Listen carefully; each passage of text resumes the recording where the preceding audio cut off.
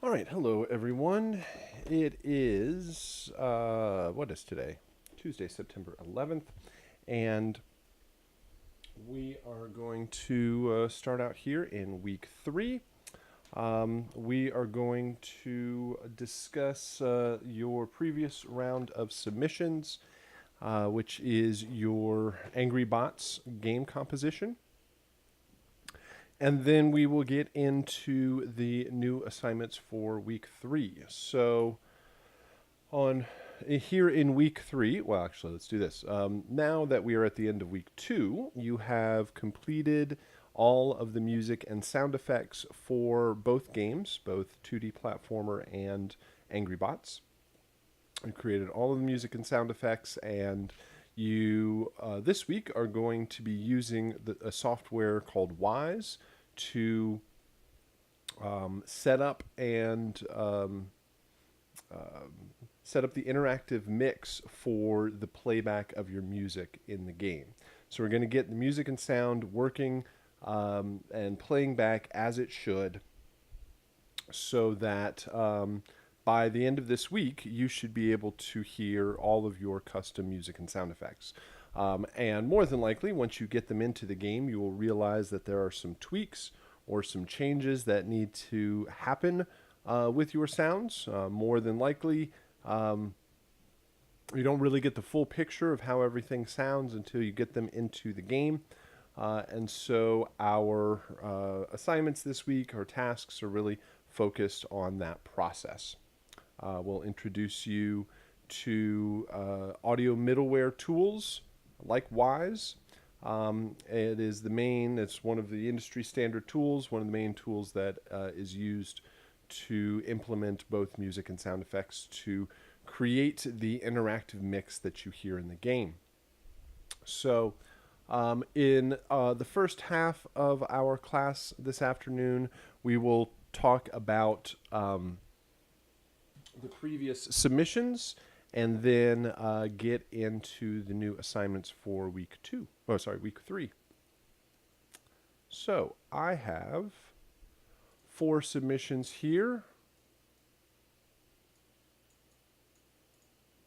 From Angry Bots, and as you can see, everything is vertically laid out.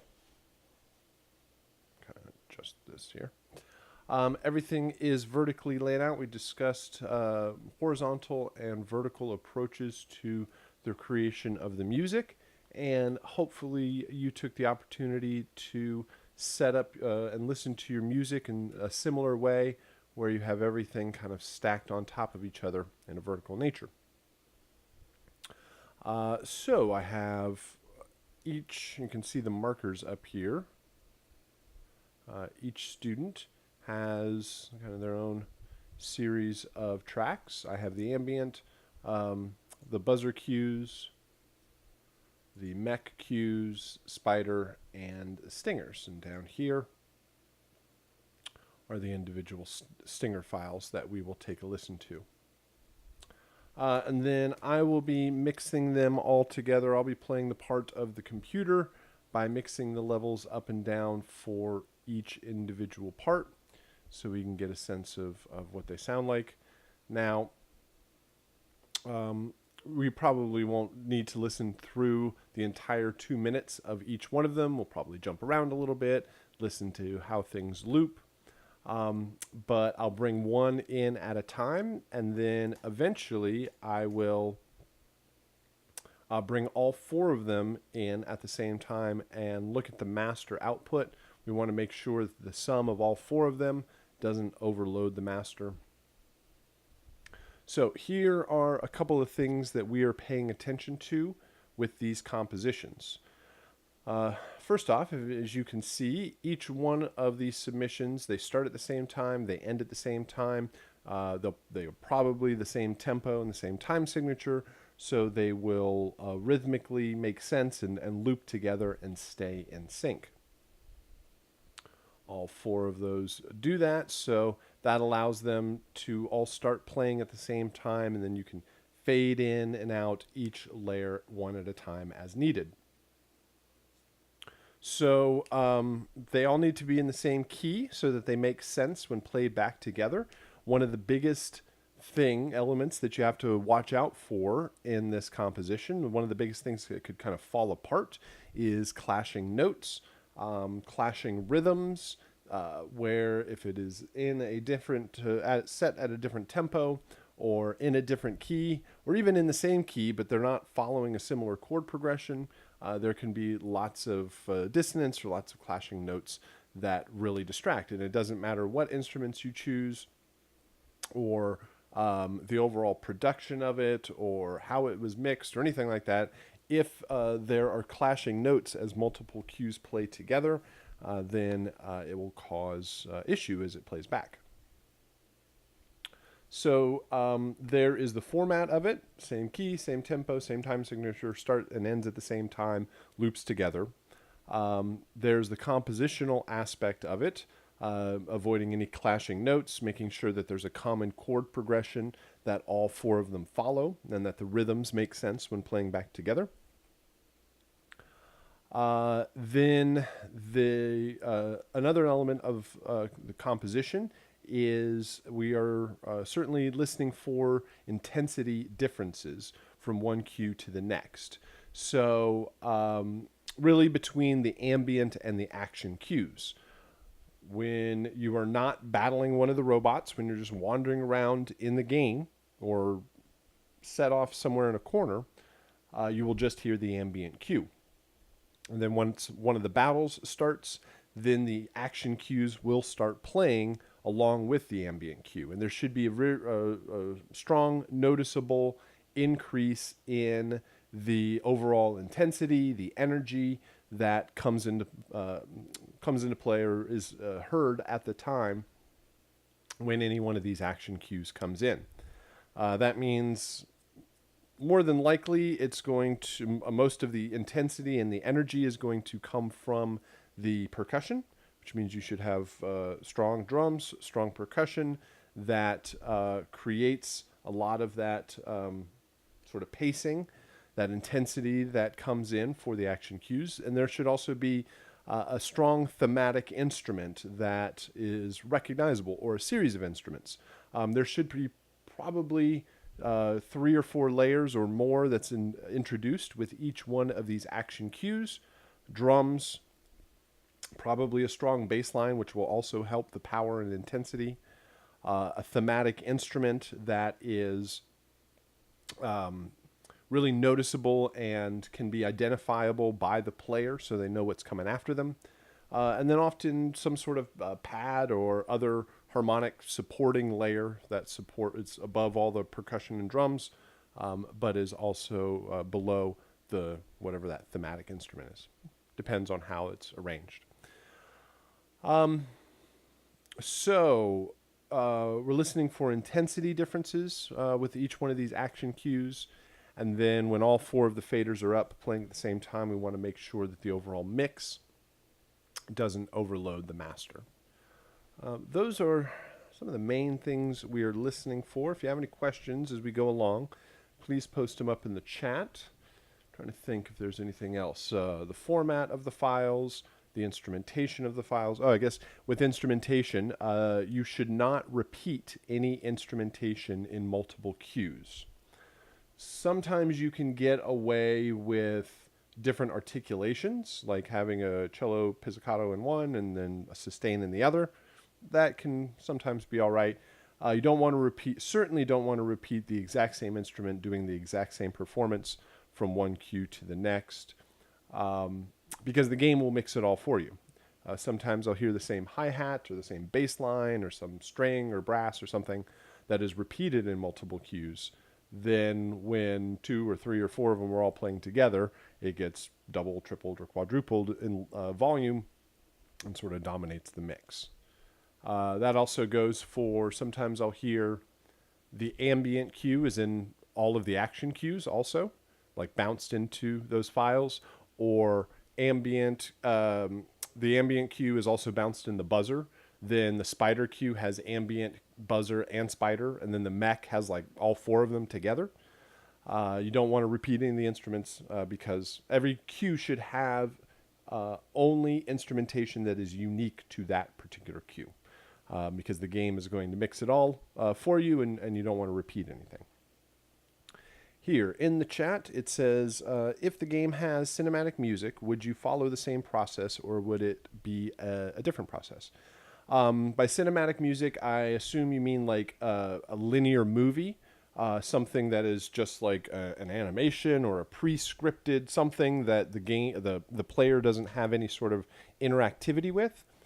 In that case, it would just be traditionally scored, just like a film or just like a movie, where you would use time code and you would have hit points, and you would use more of a traditional approach. This sort of compositional style, horizontal composition or vertical, is much more for the interactivity, where you don't know what's going to happen, or you don't know when anything is going to happen. So this allows for interactivity, and the real answer for a game is it uses all of it. Sometimes it is horizontal music that switches and changes one by one. Sometimes it's a vertical arrangement that has multiple different layers. And then sometimes it's just a pre-scripted movie that doesn't have any interactivity, and it's just composed linearly. Tracking. What is that? If the game has cinematic music, would you follow the same process, or would it be different? Tracking. So, oh, gotcha. You're following. Cool. All right. So let's go ahead and start out by listening to this one. My headphones here.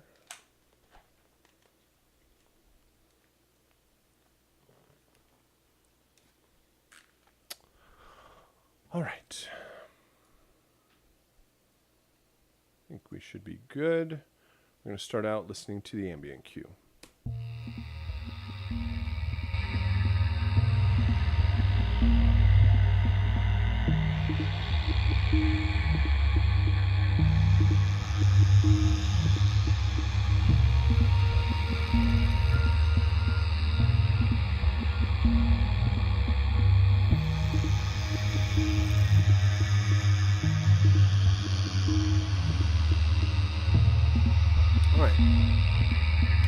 So,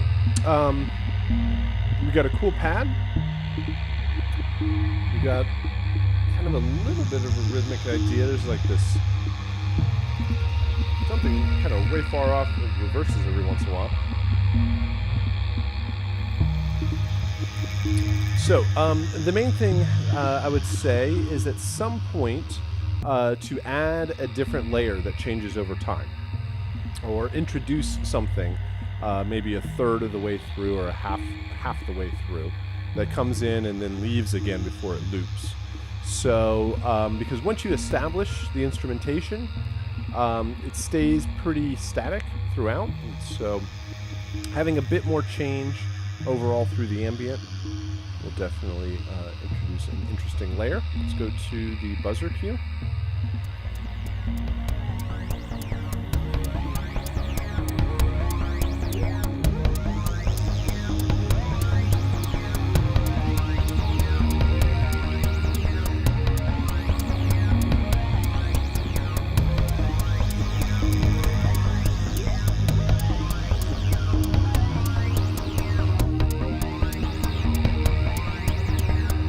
So this is, there's a good amount of intensity added.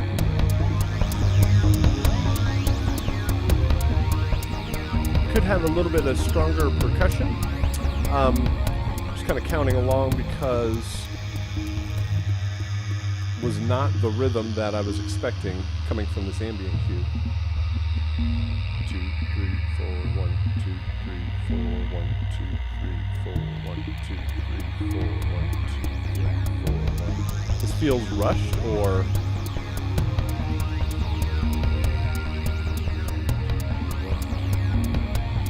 yeah. So maybe having a stronger rhythm here will override the kind of sense of what was coming the ambient cue.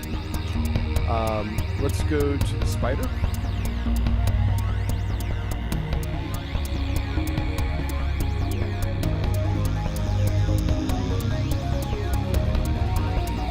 All right, I hear the arpeggiator.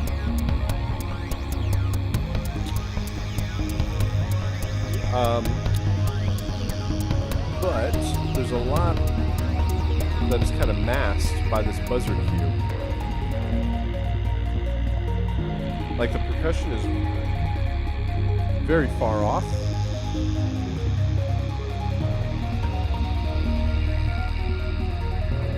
And again, you can see the waveform of the buzzer versus the spider. The spider seems quite a bit lower. So when this buzzer was in, it was kind of taking over the mix.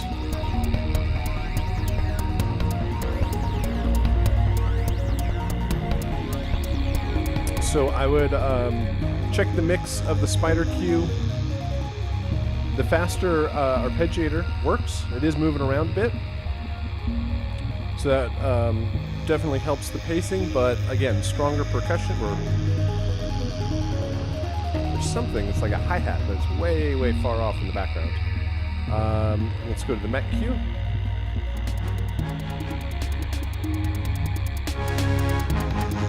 There we go, we got a stronger drum pattern. The brass, take down the ambient here.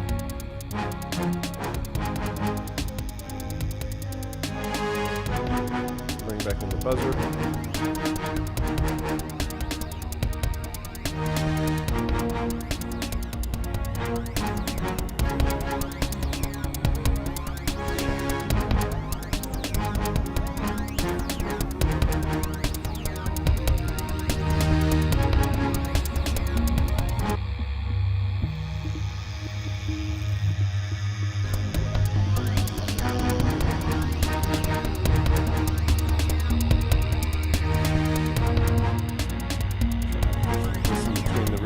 Buzzer and the mech.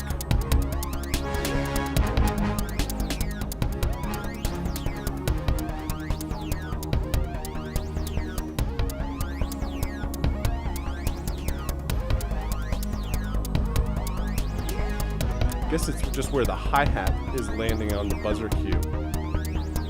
It's just on the like on the E of the 16th.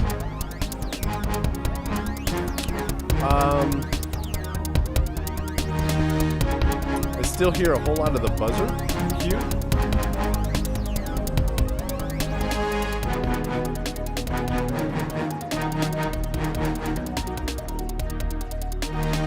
So I would definitely say the mech feels the strongest because it has that solid rhythm to it, and the brass that kind of punctuates and gives even a little bit of melodic idea. Honestly, I didn't even hear the strings below when I had like the buzzer going on.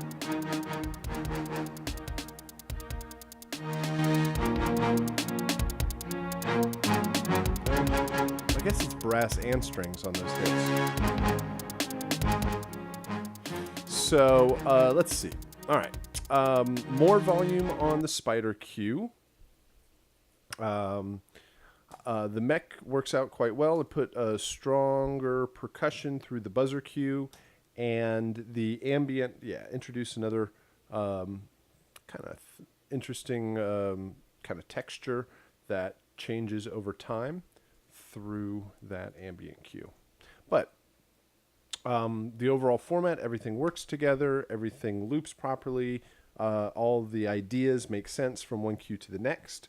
There's thematic instrumentation in each, although I think you could bring certainly the spider forward and probably some of the stuff in the buzzer to really emphasize the unique aspects of each cue.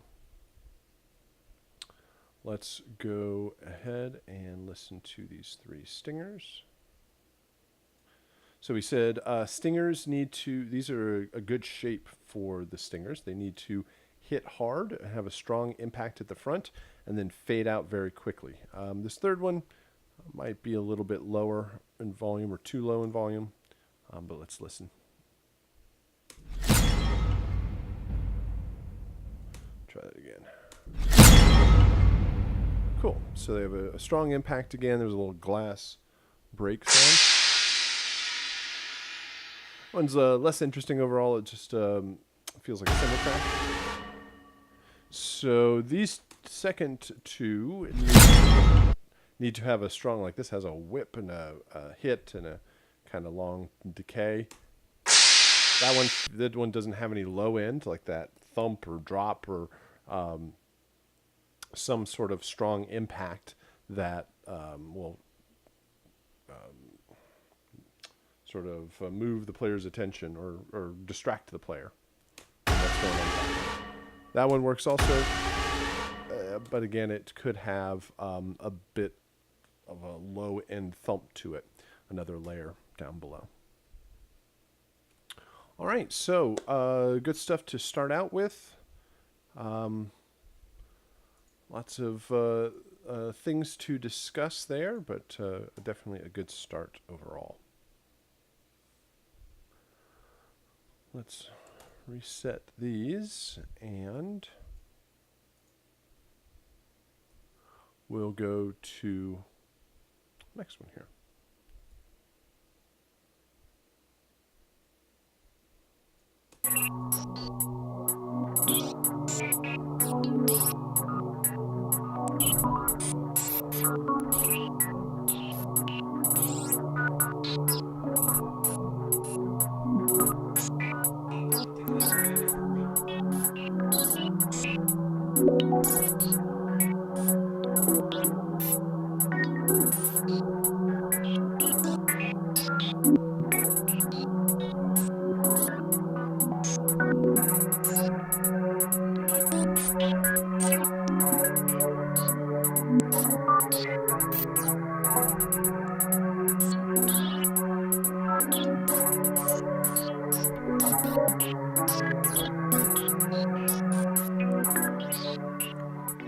All right, so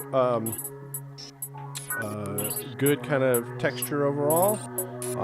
We've got a hi-hat pattern there, provides a little bit of the rhythm. You can kind of feel where the progression is going with the rest of the elements. See how it loops. All right, so and you've got some change here, kind of in this middle section. So there is some development throughout. Let's go ahead and start bringing in this buzzer cue.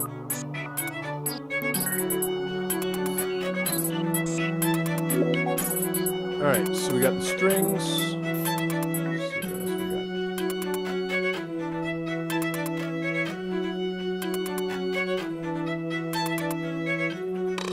got. There's like, oh, it's like some of the percussion. It's like a scrape sound that I was catching in there.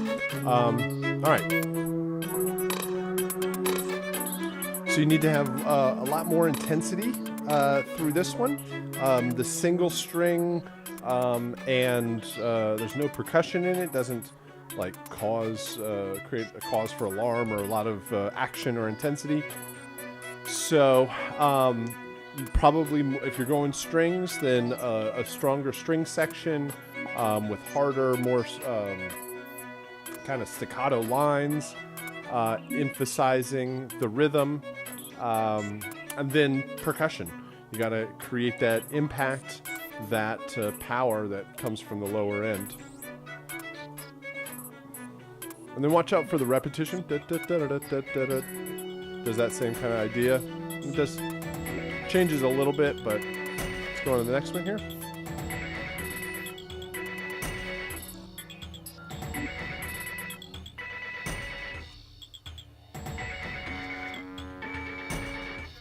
All right, so we got percussion, drum kit, and kind of this distorted bass synth. All right, kind of like the buzzer needs more instrumentation, needs more activity. It's a bit sparse overall. Again, stronger drums. Hopefully you're going to have like a kick snare pattern here at some point. which will definitely help the pacing of everything. And just more instrumentation and kind of stronger development over the cues. See where the mech goes.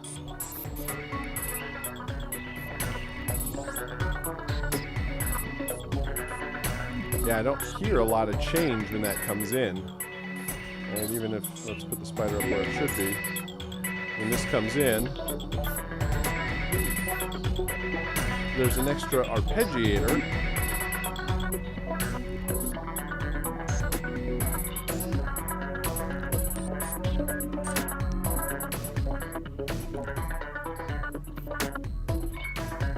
Even the kind of kick snare pattern gets lost in the mix.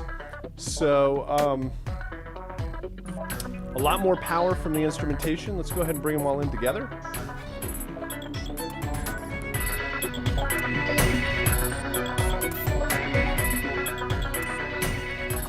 All right, so there's a bit more impact when they're all playing, but I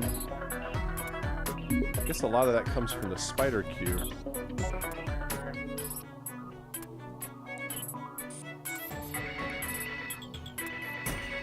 Yeah, because you get that snare happening.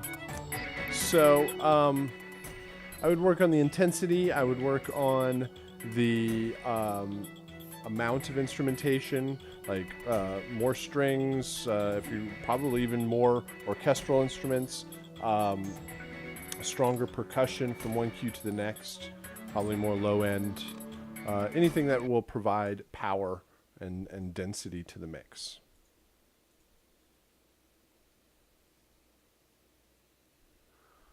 Let's try 3 stingers.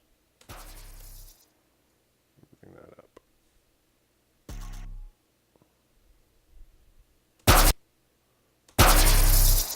All right, that works. Cool.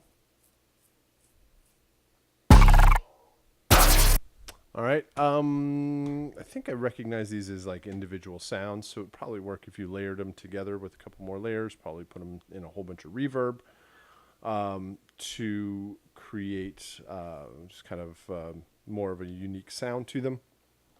So layer them up with a couple more parts, put them in a big, long reverb tail, and that would provide a strong impact. But they're certainly headed in the right direction. All right. So those are the main things that I hear on this one.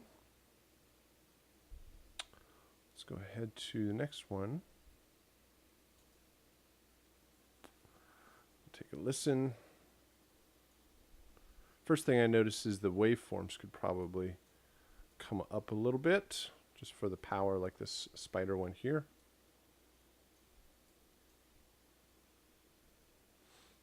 Let's go ahead and start with the ambient cue.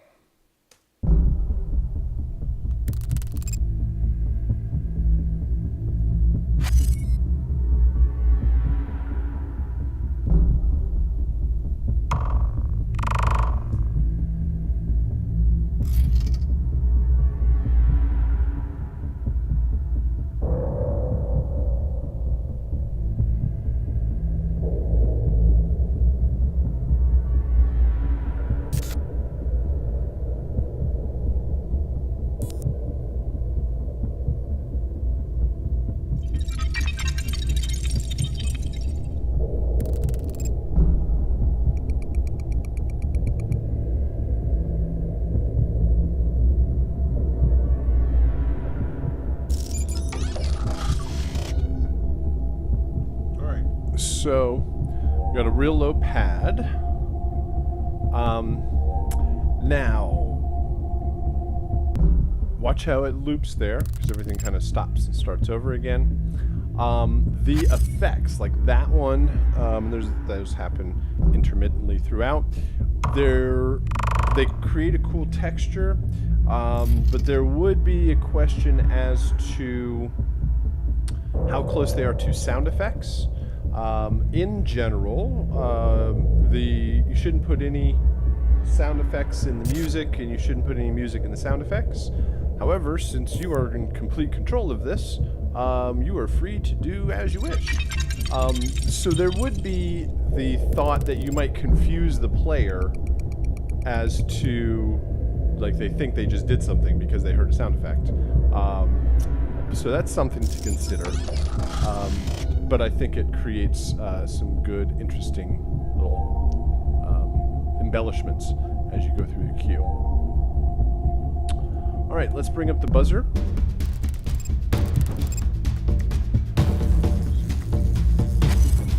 So we get a strong drum pattern here.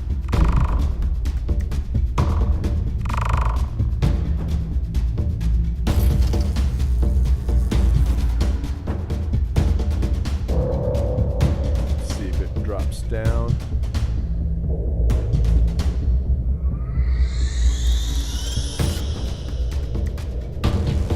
All right, let's see, listen to it by itself.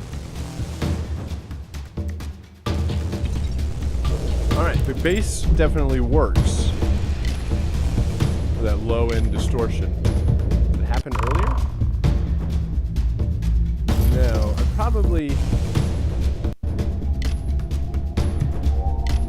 okay, it goes away again. So I probably add, either keep it in all the way and then add something else, or have something else that is as somewhat tonal as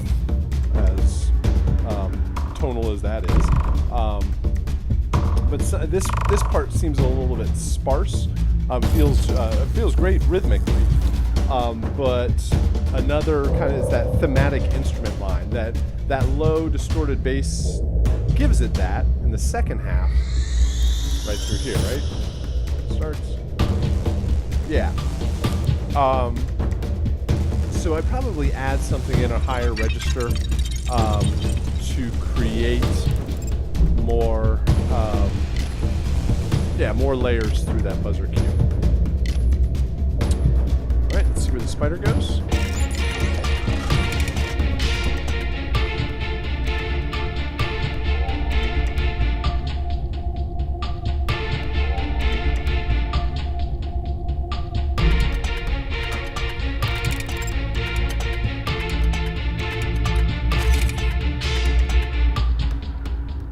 So here I would watch out for the repetition in that phrasing of the strings. I think it comes back.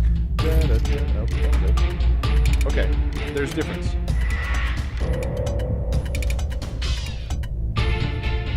It's these ones.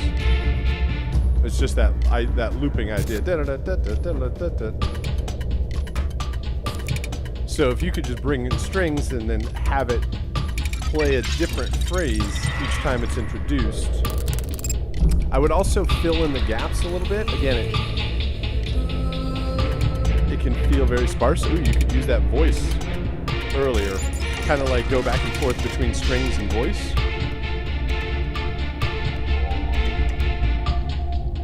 Oh yeah, I definitely want that voice more often if it was just in that one part.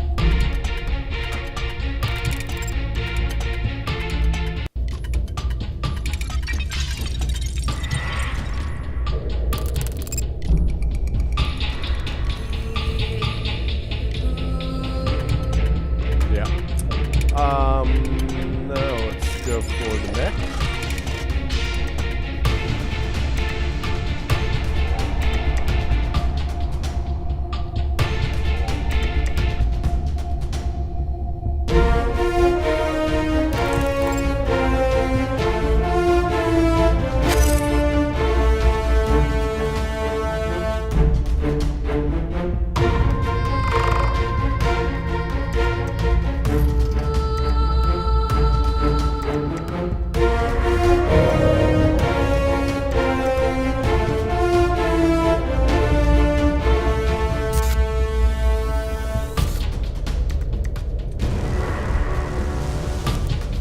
Brass. You got those cool big hits, that works. I would definitely leave this brass in for the start.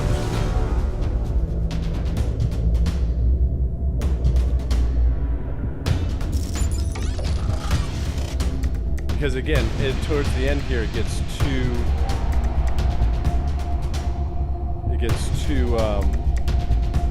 sparse. And when it comes back in, there's this huge brass line, which is excellent, but it just kind of sticks out. So lots of cool stuff, lots of cool textures all the way through, lots of cool little ideas that come in and out. Then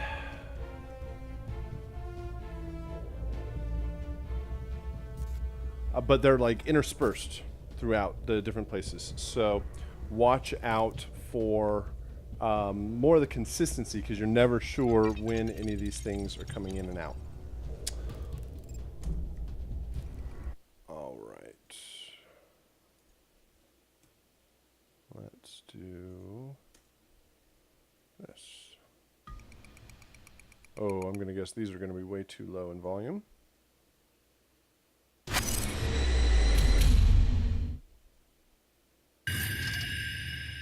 Yeah, so all three of these stingers need to have a strong impact.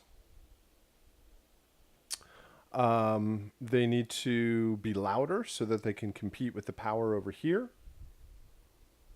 What else? Oh, and then the other thing is, once I started hearing like this brass and I got all the way to the mech, and I was still hearing those sound effects kind of, sound effect things up in the ambient cue, it did make me think that they were too often, like they were too consistent. So I think you definitely have all of the layers that are required, like all the layers that you can use to build from. It's just that, like I said, the consistency of those instrumentation as to when the music drops in and out is of concern. So much more consistency in the power across a particular cue.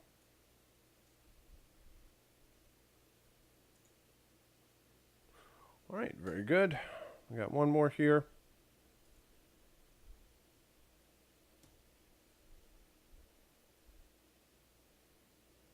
Let's go with the ambient cue.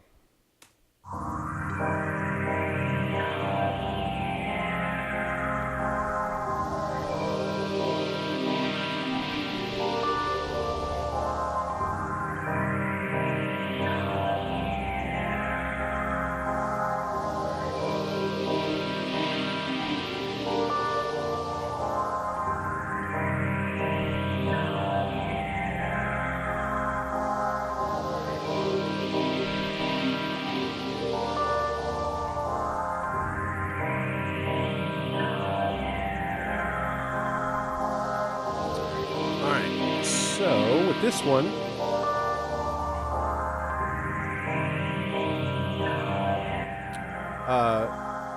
you got the pad, you got the kind of keys, synth line. I would say that once you kind of gone through the progression, everything's sort of established. There isn't much change. The filter kind of opens and closes and it loops around. Watch out for that loop.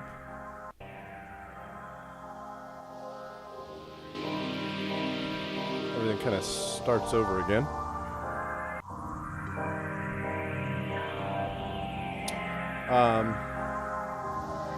So have another layer come in or out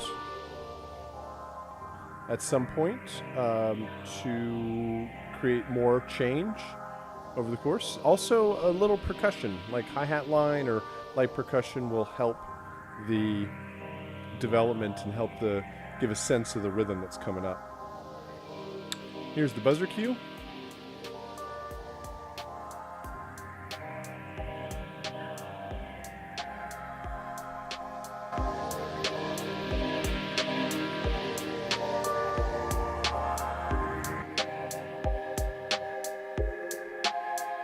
Right, so we got the drums, and we have this other synth, but that synth is doing the same thing that the ambient cue is, and so it kind of gets lost. Whenever this comes in, all I was hearing is that drum.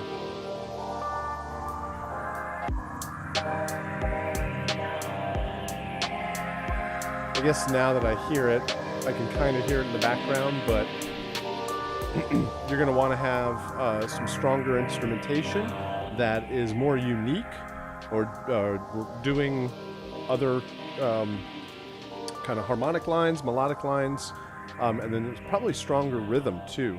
That kind of feels a little slow and laid back for the intensity of the game. Let's bring in the spider cue.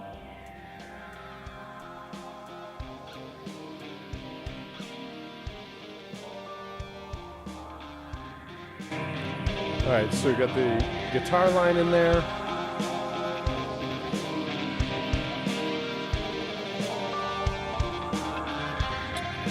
That helps because it's like a line that develops and sounds quite different than what was going on in the ambient cue. Anything else going on there? Drums and that guitar.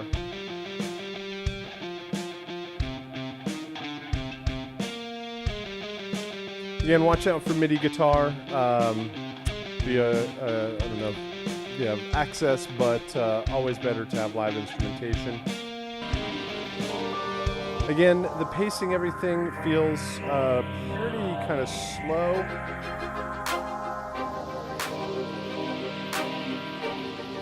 Having hi-hats on 8th notes and 16th notes patterns will help that.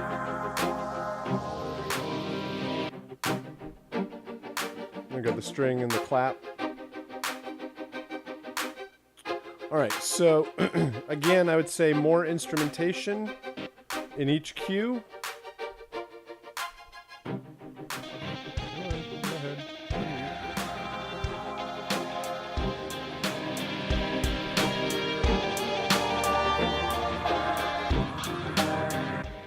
Makes more sense when they all play together, but they feel like all the drums sit in the same place. The chord progression, like the chords in each one of the cues kind of go in the same place.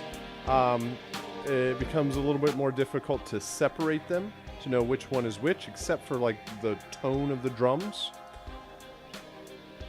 So I would create more separation compositionally. Some stronger instrumentation will help mainly the pace and intensity. Let's do 3. These look quite low in volume. Yes. Try that again. All right, so watch anything that's tonal like that or has any rhythm to it. Because you don't know when they're going to hit, they're going to be playing out of sync. They might clash with some note or something like that. So, as we've heard in the previous ones, a strong impact and a quick fade to silence will have the stingers hit really hard and then get out of the way. All right, so overall we heard a lot of good examples, lots of different things to talk about. Each one of these, again, functionally worked out well. They looped properly. They mixed well together. They all followed a similar chord progression and a similar foundation. Most of it was intensity and the amount of instruments. I could add things, work with stuff on just subdivide the rhythms, whole notes, half notes, quarter notes, 8th notes, 16th notes, and find a place for each one of those, each one of your instruments to sit at. They don't constantly need to be on that note, but kind of centered around that, and will help that pace things up towards the 8th notes, and the 16th notes will help your overall pace, and it will keep things moving. So that is our discussion of our week 2 Angry Bots submissions. I'm going to turn it over to the archive now to discuss how the setup of Wise. So please, as you go through this week, if you have any questions with the setup of Wise, download it. You need to use the 2016 version and the instructions will take you through the process of downloading the correct version, getting it installed, and using it through this month. Please come armed on Thursday with any sort of questions that you might have. We also have a chip tune composition assignment this week that is discussed, and if you want to submit anything on Thursday to take a listen to or have questions with Wise, we'll be around, so please let me know. Other than that, I'll stick around for a few minutes if you have any questions, but have a good rest of your day, and I'll see you again on Thursday. Thanks a lot. From the week 2 assignments into the new week 3 assignments. And I want to go over just a few of the aspects of how to set up your Wise session, how to use Wise, of course, and how to import your music and your sound effects and get them working in the game. There's a couple of things that will you want to make sure that you start from the very beginning to make sure that this is all going to work correctly for you. And the first one is to make sure that you have the proper version of Wise set up and installed. So for this month, we are using the Wise version 2016.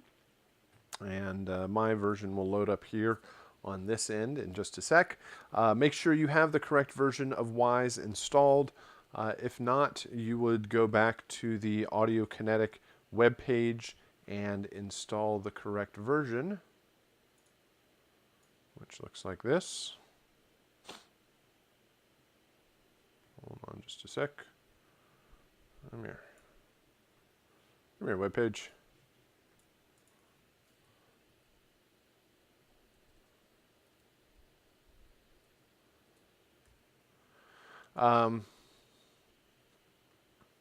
You would go to Audio Kinetic's web page and download Wise over here. This is going to download the Wise launcher, which looks like this, the Wise launcher.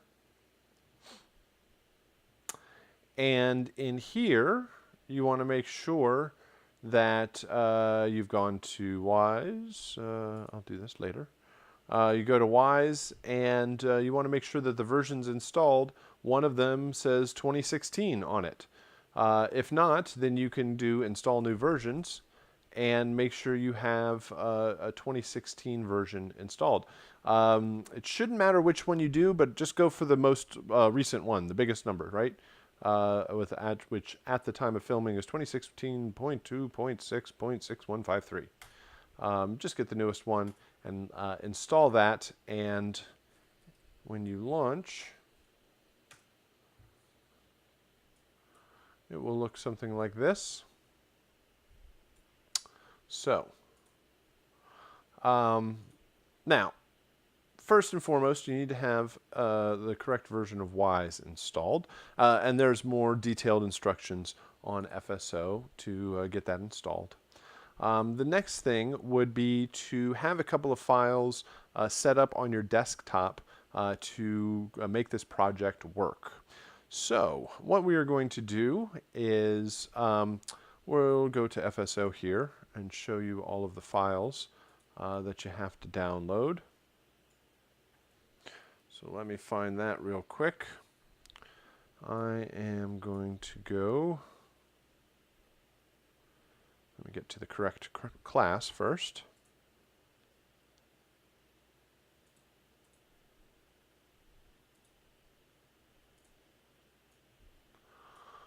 All right, so here we are in week 3.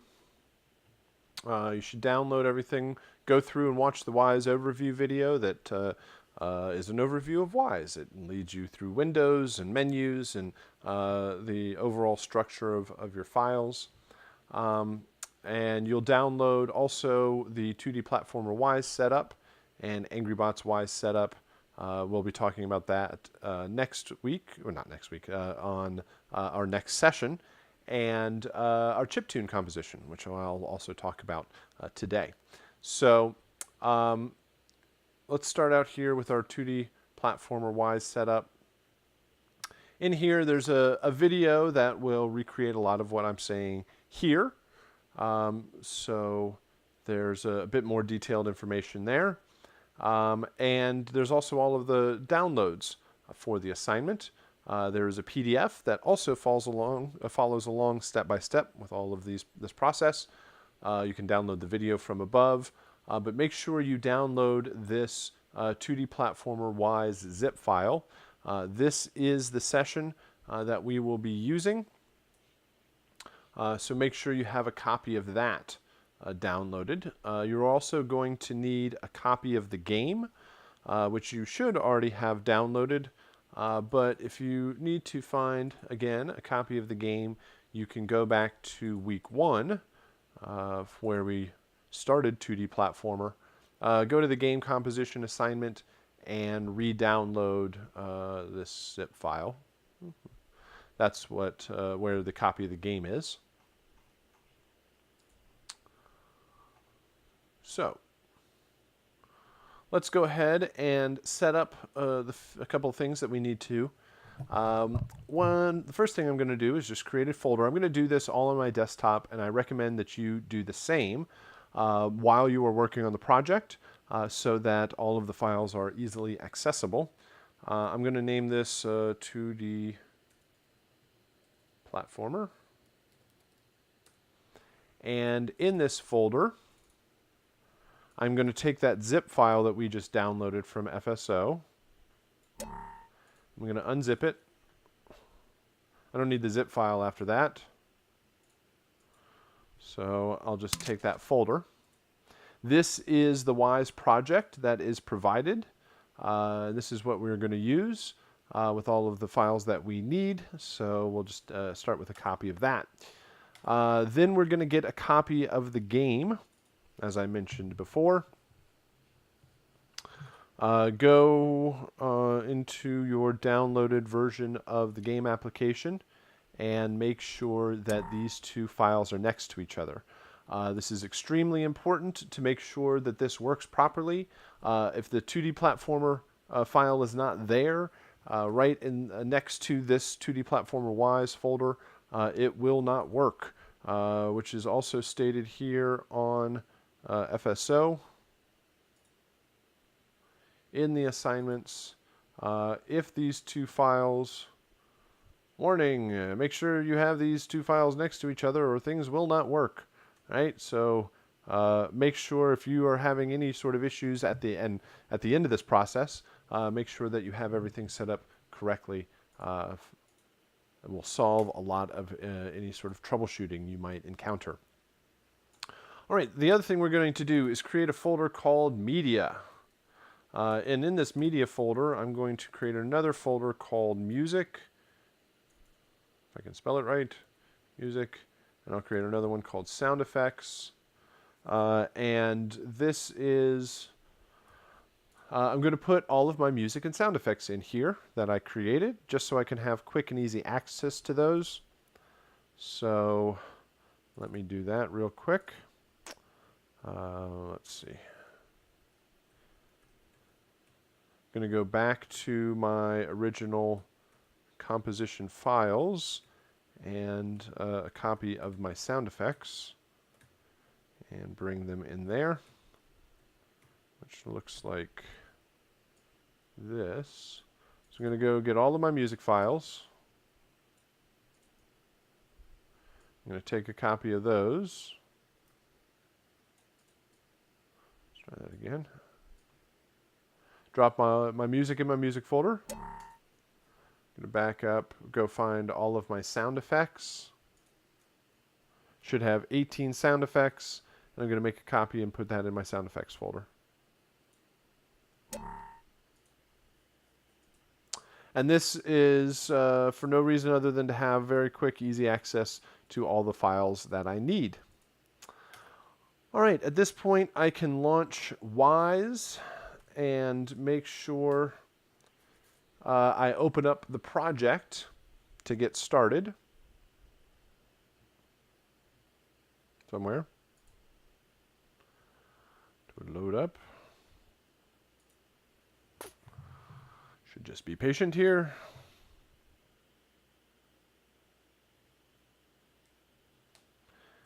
And we are going to navigate to the project that we need. You probably don't have this project right here. Your recent projects is probably blank.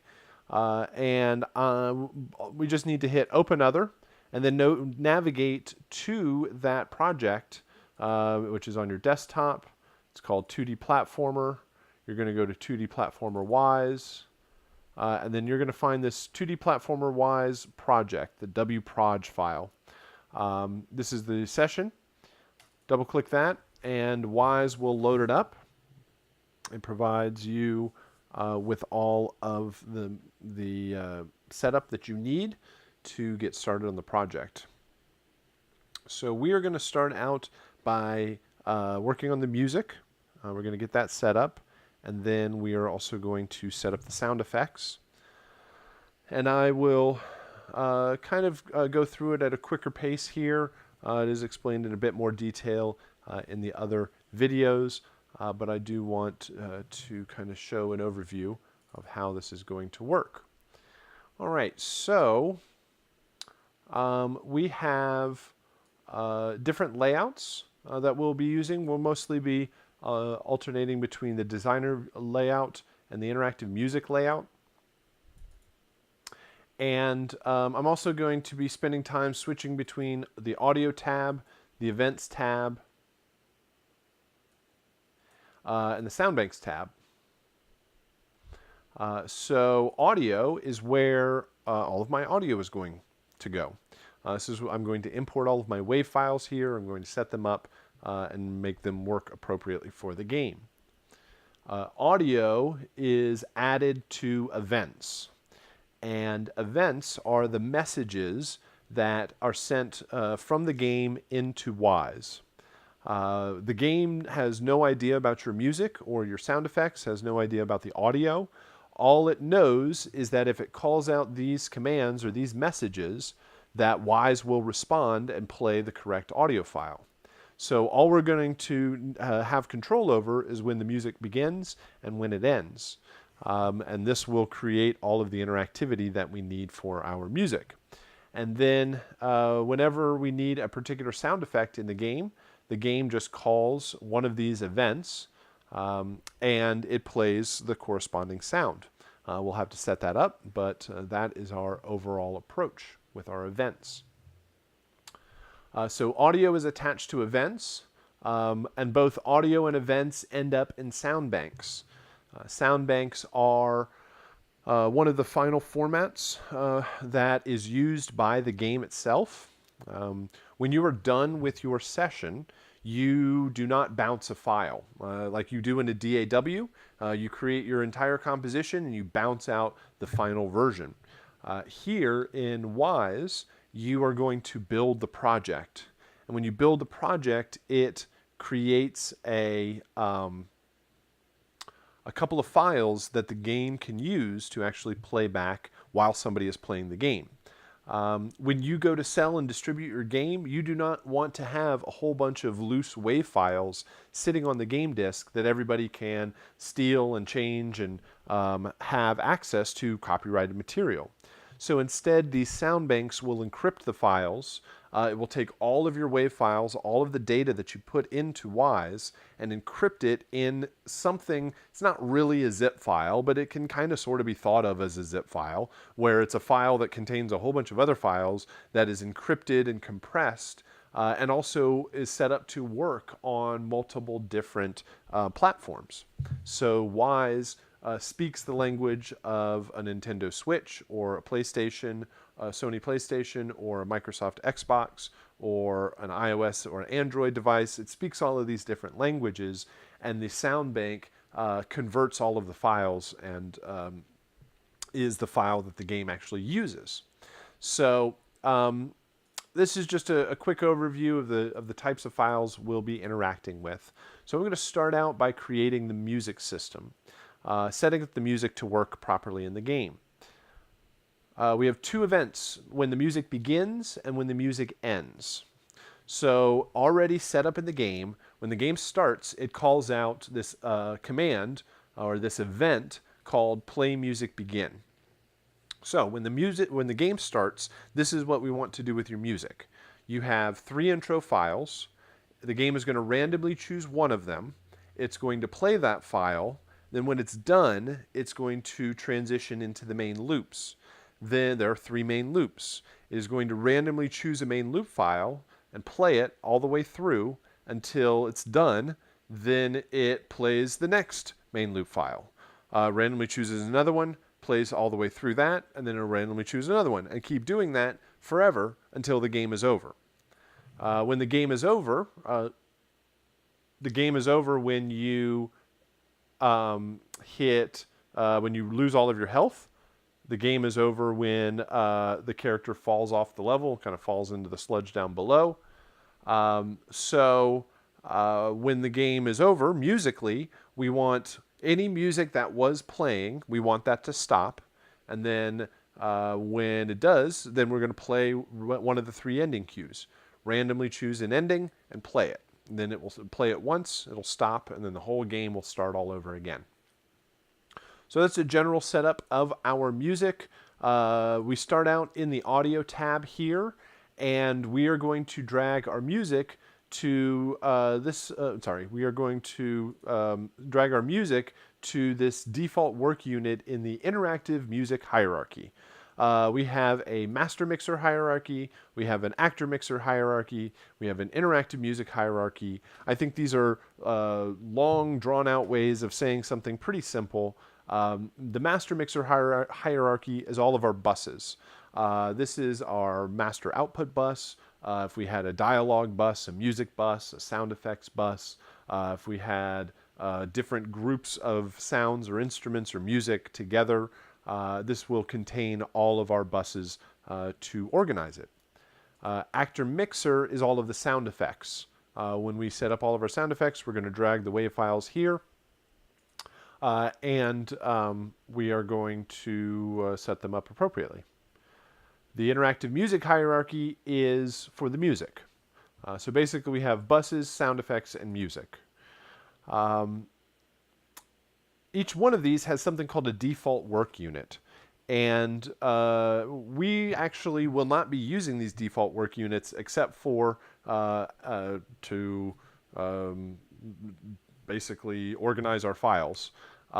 We are not, the basics of a default work unit allows multiple people to work on the same session at the same time or at different times.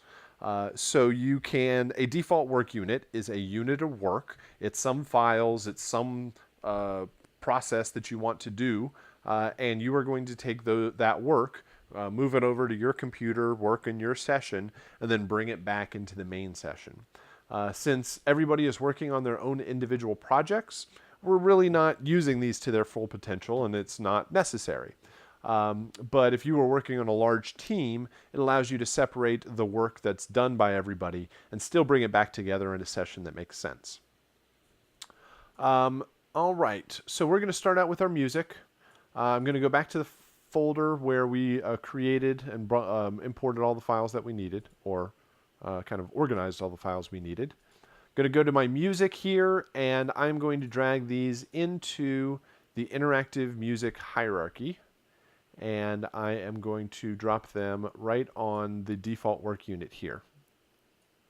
So I dragged all of these files down here right on top of this default work unit. And this audio file importer window pops up.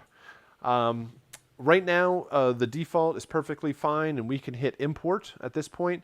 There's a lot of settings that you could set up here if you had specific uses for the files, but the defaults will work just fine. We can hit import. It's going to import all of our files. We now see our music endings, our intros, and our loops in Wise. And we need to set up a way for these files to play back together. Right now, they're just individual, so we need to group them together in certain ways so that they play back correctly in the game. If you were going to load up a whole bunch of music for a party and you put it into iTunes or your favorite music player and you wanted to sequence them to play in a certain order, you would put them in a playlist. Playlist is a very common term for kind of sequencing music together. And we are going to do the same thing here. We are going to put our intros and our main loops together in a playlist so that when the game starts, it's going to play back these files correctly. I can highlight all of these files, and then I can put them together in a playlist. Let's see here. Can I widen this out? Show me all the buttons. Let's see. There we go. Sorry. Before I highlight all of these, I'm going to click on the default work unit up here, and this button right here in the middle says Create New Playlist Music Playlist Container.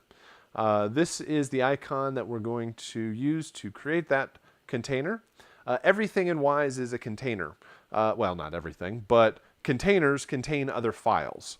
That's mainly the approach that they're going for with that terminology. But if we want to now highlight all of these intros and main loops, we can drag them into the playlist container.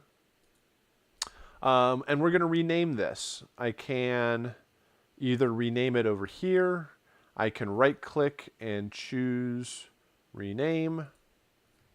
And I'm going to call this Music Playlist, no, Music, sorry, Begin _ Playlist. All right, so a playlist allows us to sequence our files together. We have these files set up. I'm going to create another playlist.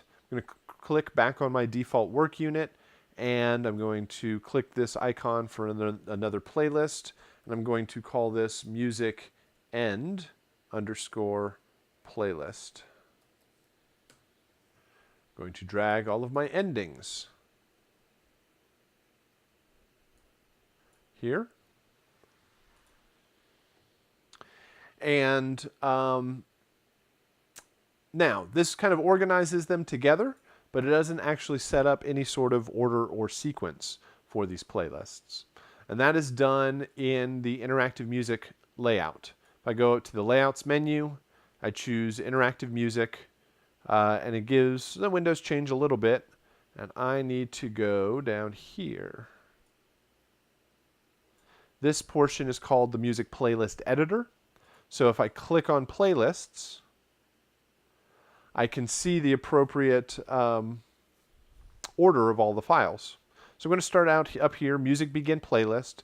It's empty right now, so I'm going to drag in all of these intro files one at a time.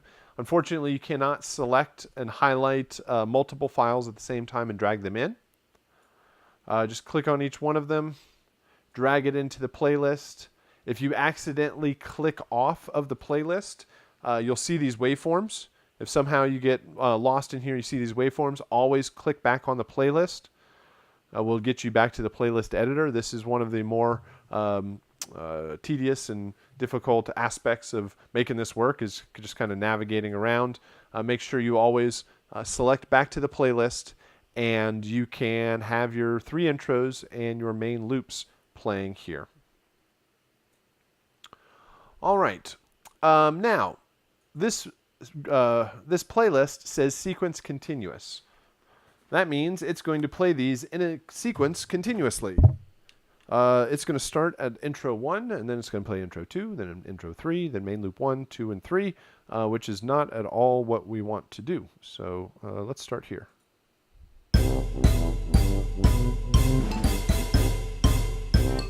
All right, so it plays them in order. Which is, like I said, not at all what we want. We want of the 3 intros, we want one of them to be chosen once, and then it's going to move into the main loops, and we want it to then randomly choose main loops infinitely, and just do it over and over again. So we need to group these files together. We have the intro group and the main loop group. I am going to click on my sequence continuous segment up here, or yeah, I guess would be a group. I'm going to create new groups. Sometimes if it puts a group inside of another group, you can just kind of drag them out of each other. You want to make sure that each of the groups are on the same level. So we're going to drag these 3 intros in here. Intro 1, 2, and 3. Oops, I missed.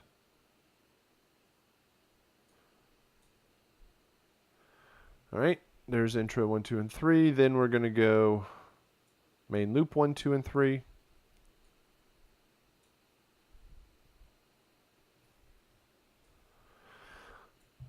All right, so this still doesn't solve anything because, again, sequence continuous plays them in a sequence continuously. It's going to go from the first one down into the first group here. It's going to play 1, 2, and 3, down to the second group, a main loop 1, 2, and 3, and then be done. So we have a couple of different options here. We have sequence continuous, sequence step, random continuous, and random step. So we have sequence, the words sequence and random, and continuous and step. Sequence means it plays them in order. Random means it plays them in a random order. Continuous means that when the first one is done, it'll play the next one. Step means that you have to hit play each time, or you have to trigger the event each time for it to move forward. It will randomly set something up or play it in sequence, but it has to be poked each time to make it work. So in this case, the top layer needs to be sequence continuous because once it goes from this, we want it to go down to here. But when it goes into the intro group, we want it to randomly choose it, but we only want that to happen once. So we're going to choose that to random step.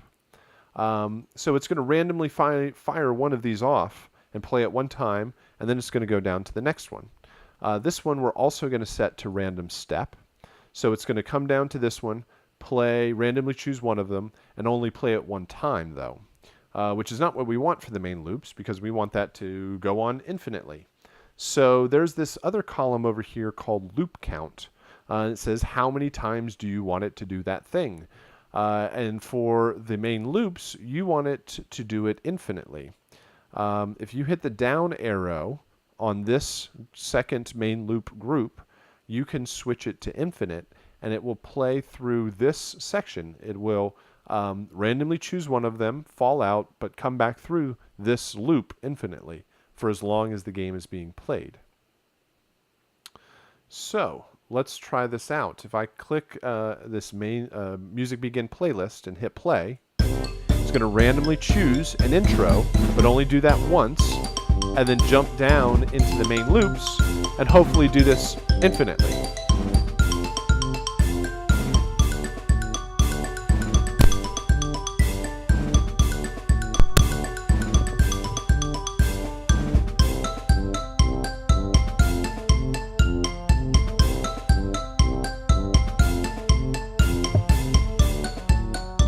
So it is switching, and it's doing exactly what we wanted it to. So random step will work for each one of your groups, and you want to set the music to be infinite. If it only plays one time and stops, we want to make sure that we want to set it to play infinitely. All right. So this is how this playlist should work. Let's go to our music end playlist. This is going to be really simple. We're just going to drag all 3 of our endings in here and set it to random step so that it just does this once. Randomly chooses an ending, plays it, and then it's over. The game will start over again, and all of the music will start again. All right, so this is how the audio is set up, but this doesn't set up the events. Once we have the WAV files controlling as we want them, I'm just going to go to project here. I'm going to do project save. We should have probably done that a while ago, but save. Also notice that it's not Command S, it is Control S to save properly in 2D platformer. For reasons that The application kind of thinks it's a Windows application, but it's just wrapped and running on Mac. So I just typically just go hit File Save to be sure. All right, now we have set up our audio. Now it's time to move on to the events. We have two events. We have music begin and music end. So setting up the music begin should be pretty straightforward. All we need to do is to play this music begin playlist. So let me take a step back here. Events have actions. There's anytime you click on one of these events over here, you're going to get access to these double arrows, and you have different actions like play, break, which will allow you to kind of pause and move on to the next thing. Post event, which will allow you to trigger any other events. You can stop, you can pause, you can mute, you can change a bus volume, you can change an individual audio file's voice volume, you can change the voice pitch, you can add a low pass filter, a high pass filter, you can change mix states, you can turn on and off switches, change game parameters. There's a lot of different things that you can do from these events. Remember, these are the messages that are sent from the game. The game knows nothing about your audio file. It just calls out these different events, and Wise takes care of the rest. So for this music begin playlist, we want to play something, and then we hit browse. When you hit browse, it may look like this. It maybe looks like this, and it's kind of grayed out. Doesn't look like there's anything to choose. But if you go to the, let's see here, where is it hidden? What did I do here? I do play, browse. I go to the actor mixer hierarchy, and the interactive music hierarchy. I'm in my music. And I want to play this music begin playlist. Once I hit OK, well, actually, you want to play the music begin playlist. You do not want to play any of the individual files, or it'll just play that one file. You set up all the interactivity in the playlist, so make sure you trigger that. At this point, if I hit play, it will play that event. Notice it says play music begin down here in the transport, so you know which event you're playing. And it starts playing that playlist. And it gets to the part where it randomizes, and it will do that infinitely. So next is the end playlist. The end event. The first thing we want to do is we want to stop the music begin playlist. Anything that was playing, no matter where you were, when the game is over, you're going to turn it off. So we have the play event. We also have a stop event. We want to stop just this one file. We don't want to stop everything. You could stop all of the audio in the game if you wanted to. Probably wouldn't be a very good idea right now. But we hit stop, and we want to stop that music begin playlist. That will cut off the previous music. Now we want to play. And we'll hit browse again, and we want to play the ending. Oops, let me try that again. Hit browse. We want to play the ending cue. All right, so when the game is over, it's going to call out play music end. That's going to stop the music that was playing and play just one of the random files in the end playlist. All right. So that should set up our music. Let's hit play. Let's hit begin. Let's go over to the ending. And it should stop, end there, and be done. All right. So I'm going to go back to Project Save. Now that I have my music set up, I am going to go back to the Audio tab, and now I'm going to tackle the sound effects. These should be pretty straightforward.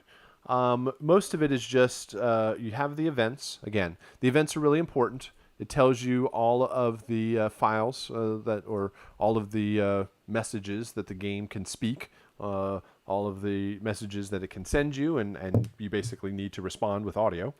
And you'll see these match the sound effects. Bomb boom, bomb fuse, bomb pickup, bomb set down, enemy death, gunshot, health pickup, jump, ouch, and taunt.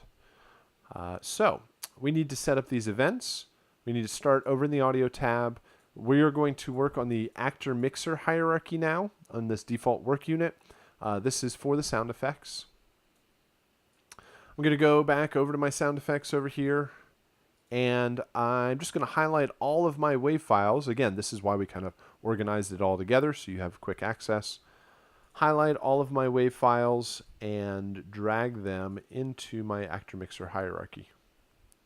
You want to make sure you go on that default work unit right here. Make sure you drag onto that. And once you do, then you can see this audio file importer screen. Again, all of the files should be just fine, so we're going to hit import. I'll just go to project save. And now I have all of my WAV files. They'll start out blue. Blue audio files mean that they have not been converted yet into the format that is necessary for the game. This will happen when you build the sound bank. One of the things the sound bank does is compresses all the files, convert them, change them into any formats that are necessary. But for the time being, it should work just fine that they are blue, but throws some people off when they see the different color there. So most of these are fine. If I just go ahead and play a sound, we hear the sounds being played. Bums away. So one thing we need to do are for these files that have multiple different versions. Enemy Death 1, 2, and 3. Jump 1, 2, and 3.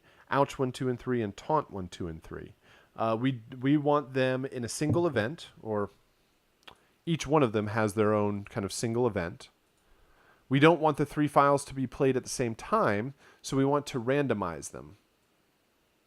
So I'm going to click on this default work unit again, and up here, this icon that looks like all the little dots at the top, this is called a random container. And a random container allows you to randomize files. Anytime it asks, it's just going to randomly feed it a file. So we're going to create a couple of these, and I'm going to name them SFX Enemy Death. Probably don't need to capitalize everything. Then I'm going to create another one. Each time I'm going to click on the default work unit. I'm going to click this icon here to create another random container. And I'll just create a couple of them, so I don't have to keep going back. All right, the next one, I am going to go SFX, and I'm going to name this Jump. I'll just right click this time and do rename. Oh, let's try that again. There we go. This time I'm going to call it SFX Ouch. And the last one here is SFX Taunt. There we go. So I'm going to take all of my enemy death files. I'm going to drag them into enemy death.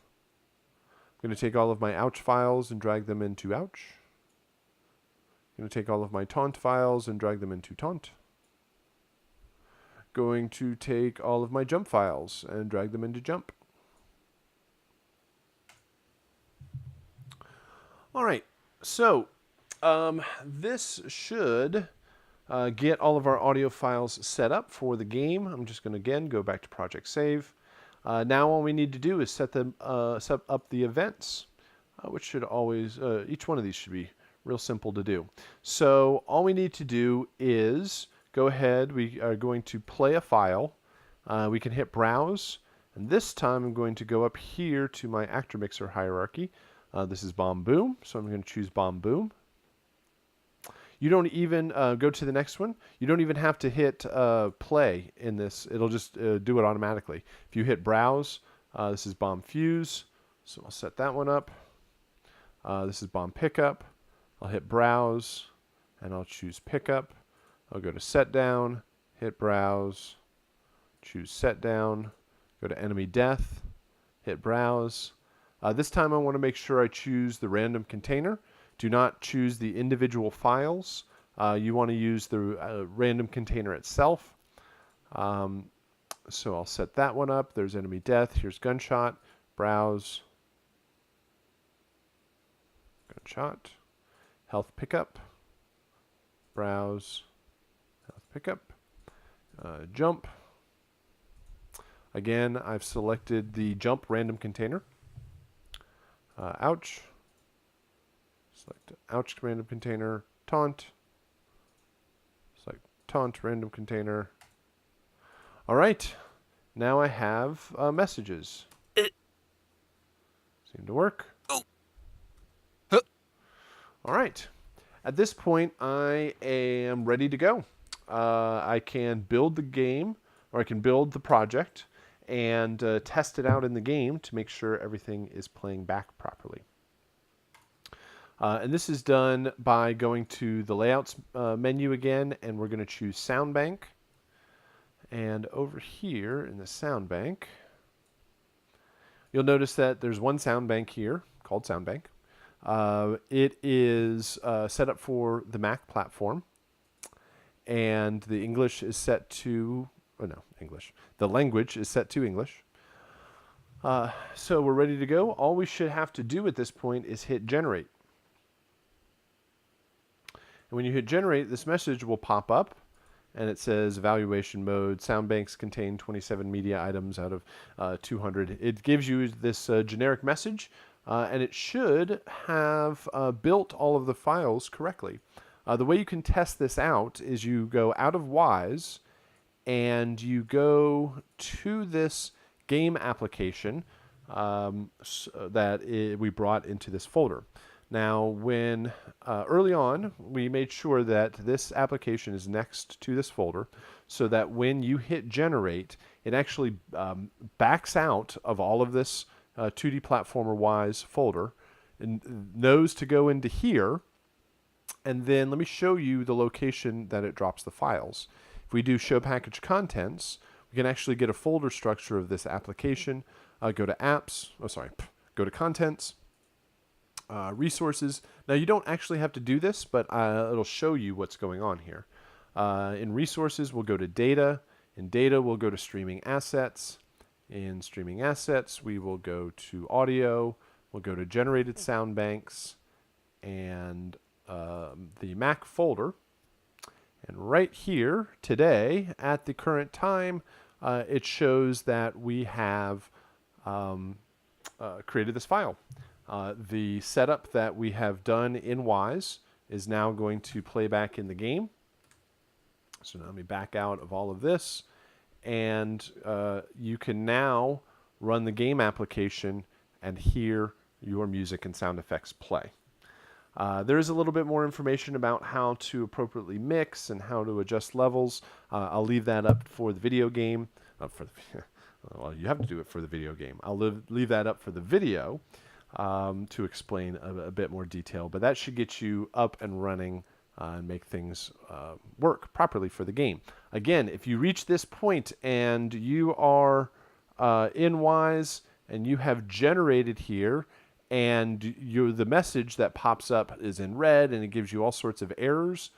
Read the errors. Make sure that you're not missing a file. Sometimes it's complaining about the setup inside of Wise.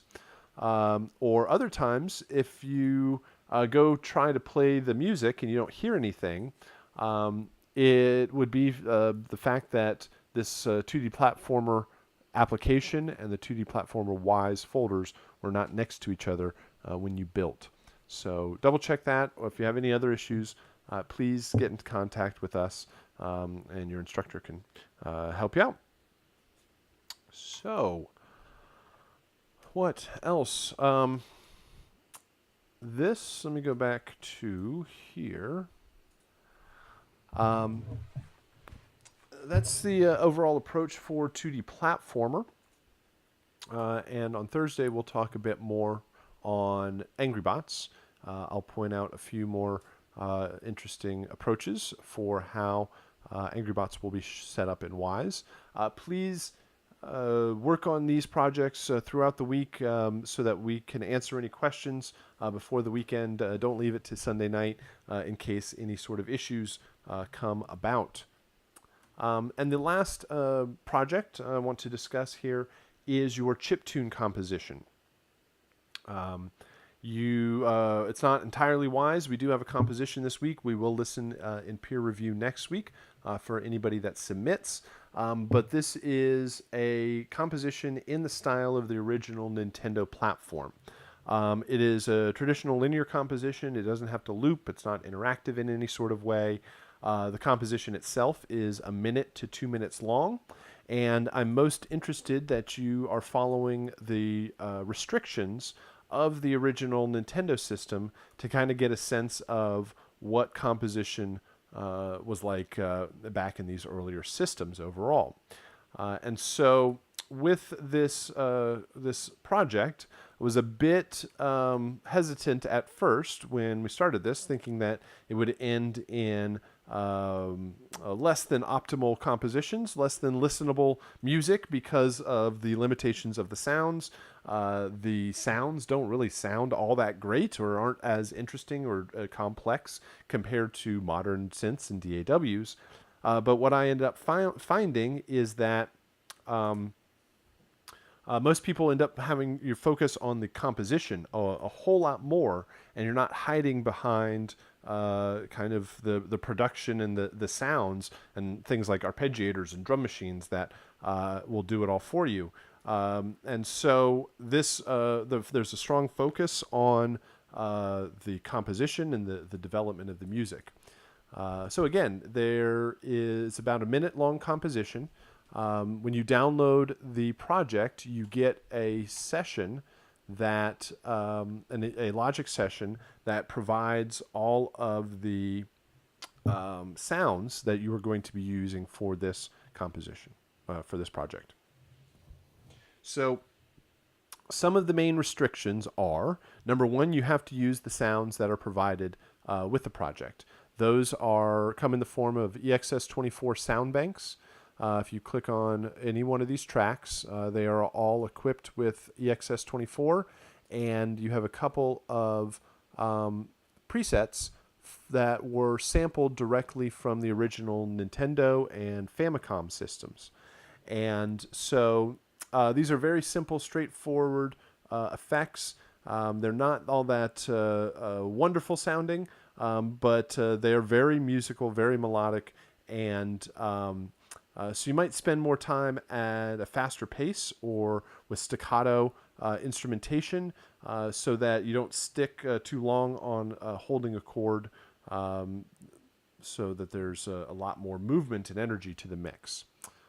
So let's see here. Can I even get something going?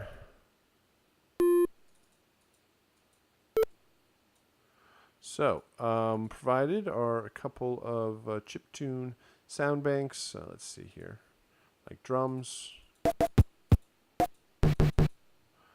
and basic tones and synths. So you have to use the sounds that are provided for the project. You are limited to only 4 simultaneous instruments playing at the same time. You can use more than 4 tracks. You just can't have more than 4 playing at any one time. So you can have as many as you want.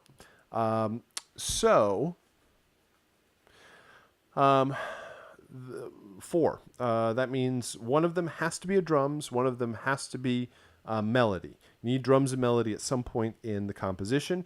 The other 2, you could have drums, bass, harmony, melody. You could have drums, harmony, melody, melody, or like drums, harmony, melody, counter melody, or drums, melody, melody, melody. Depends on how you want to approach it.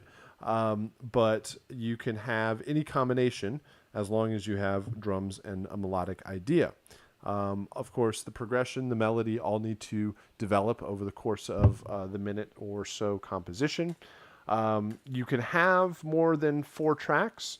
You just need to make sure that they are there's only 4 of them playing at any one time. What else? So you have to use the sounds. You're limited to the number of tracks. You have to have drums. You have to have melody. Oh, the melody has to change at some point. In order to do that, you're probably best to duplicate a track. And let's see, track.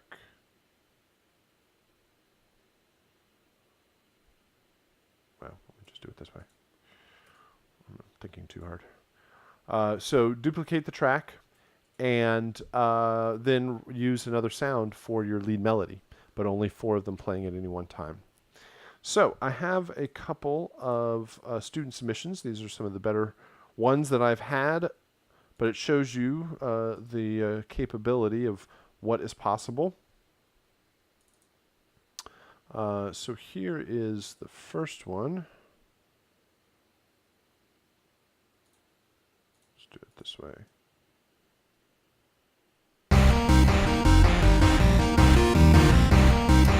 Hold on, I want to make sure I have a volume control. One moment.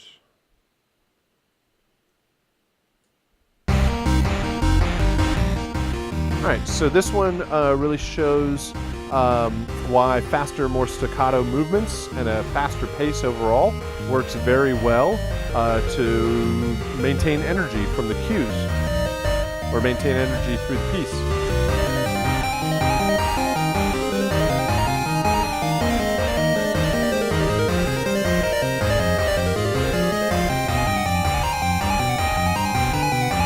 Especially this part right here.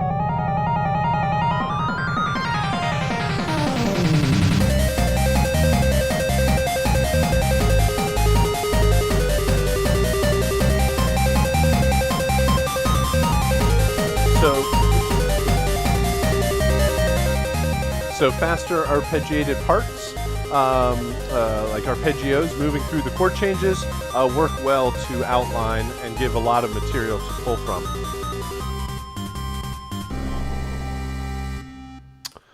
Here's the next one.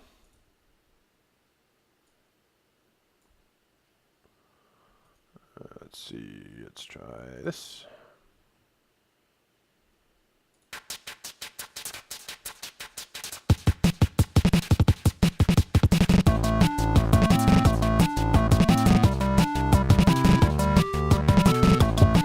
So good energy, lots of changes also throughout. Big sweeps through chords. Having things on the quarter note, eighth notes, 32nd, or 16th and 32nd gives a lot of room for all these changes.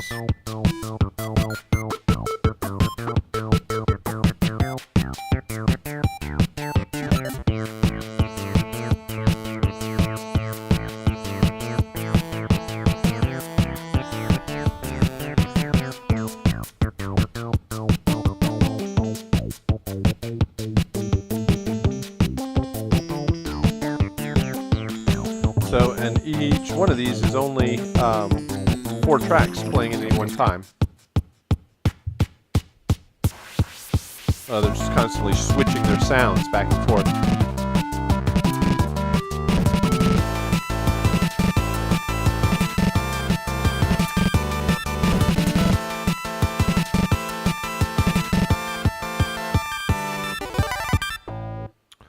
All right, and one more.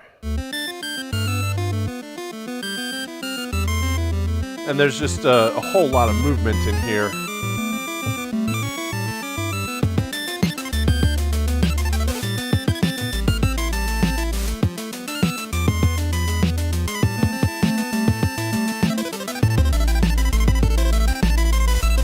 Again, these are kind of really classic chiptune approaches where you're repeating the notes or doing quick sweeps through arpeggios.